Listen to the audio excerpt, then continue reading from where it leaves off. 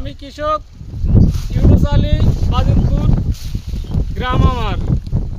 আমি লাগাইছি জামাল সিটের 786 এলিজা। দেখতেছেন আমার অবস্থা। আমার চাচা ভাইস্তির প্রজেক্ট 2.5 বিঘির মোটামুটি ব্যাপারীর আজ 1 কাটানে 600 কাটিছে। 1 কাটানে 600 1 কাটানে 600 কাটিছে।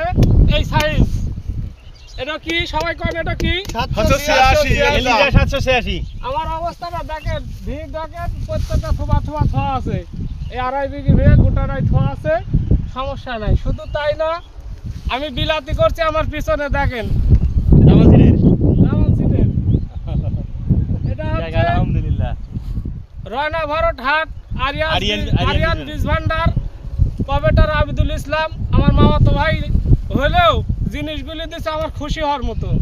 বিলাতির সাইজ দেখেন, সমস্যা নেই।